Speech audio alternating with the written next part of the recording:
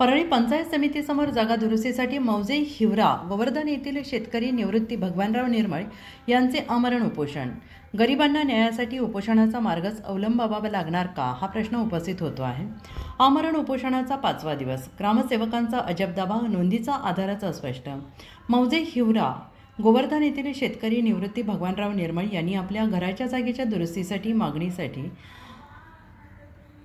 2 एप्रिलपासून परळी पंचायत समितीसमोर आमरण उपोषण सुरू केलं असून निर्मळ यांच्या घराचा जुना क्रमांक 220 असून नवीन क्रमांक 261 आहे आणि त्यांच्या म्हणण्यानुसार मूळ जागा 21/74 अशी असताना नोंदीत ती 23/55 दाखवण्यात आलेली आहे आणि यामुळे जागेचे क्षेत्रफळ कमी झाल्याचा त्यांनी आरोप केला आहे. गेल्या 2 महिन्यांपासून ग्रामसेवकांकडे पाठपुरावा करूनही केवळ उडवाउडवीची उत्तरे मिळाली आणि अखेर त्यांनी उपोषणाचा मार्ग अवलंबला आहे.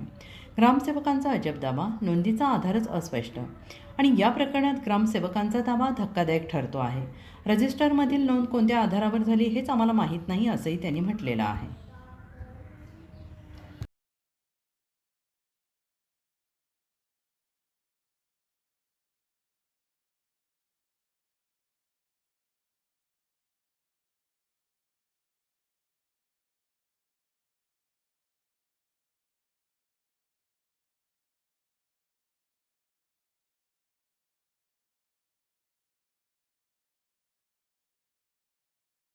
हा, मागणी कोणती होती तुमची? मागणी माझी जागा दुरुस्त करून देण्यापुरती माझी मागणी आहे. जोपर्यंत माझी जागा दुरुस्त होत नाही तोपर्यंत मी इथं ठाम बसून राहणार. गाव हिवरा गोवर्धन, तालुका परळी, वैजनाथ पंचायती समोर उपोषण बसलेलो आहे. माझी जागा 21/74 आहे.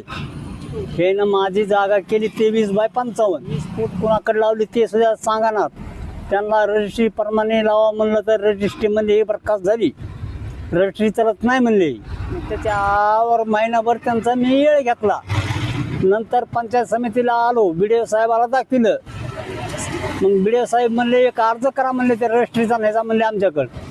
मग त्याने मला मुदत दिली. म्हणलं मी 2 तारखेपासून मुदत देतो. ते म्हणले ते आम्हाला 4 दिवसाची मुदत द्या. तर मी 2 तारखेची मुदत दिली त्यांना. 18ला अर्ज दाखल केला. तिथून पुढे मग मी हे पत्र काढलं साहेबांनी 23 तारखेला. ग्रामसेवक साहेब आलेच नाहीत. व्हिडिओ साहेब काय म्हणले? काय नाही म्हणले, पत्र काढलं म्हणले ग्रामसेवकला म्हणले येते मोजाय तुमची जागा, तर आलेच नाहीत ते. आणि होता 11 कोणता? 11/2000 हा फेब्रुवारी, दुसऱ्या महिन्यातला 11. आणि ग्रामसेवक काय म्हणते माझ्या रजिस्टर आहे मी तेवढंच करणार म्हणते. मग मी तेच विचारलं, म्हणलं मग ही नोंद कशी तुम्ही कोणी आजारी लावली माझी?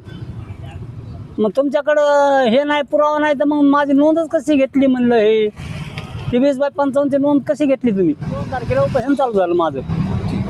वाट बघून मग 2 तारखेला येऊन बसलो. आता म्हणते उपोषण सोडून गावाकडे चला पंचनामा करा. म्हणलं मी येत नाही, मला PTR द्या, माझी दुरुस्त झाल्याशी मी उठणार नाही. आणि जर तुम्हाला जायचं असलं गावाकडे जा, माझी आई या, माझे भाऊ या, माझा मुलगा आहे म्हणलं, माझी मंडळी म्हणलं, सगळं. कोणी शेजारी जर अडवायचं असलं मला फोन करा म्हणलं तिथं, की समजा शेजारी म्हणतात काय त्रास नाही, जागा त्यांचीच आहे म्हणते. हे ना जागा कमी केली म्हणते, शेजारी म्हणते जागा तुमचीच आहे. हे ना पैसे खाऊन समजा ग्रामसेवकने हे काम केलं एखाद्या सरपंचाचं ऐकून किंवा गावातल्या पुढऱ्याचं ऐकून.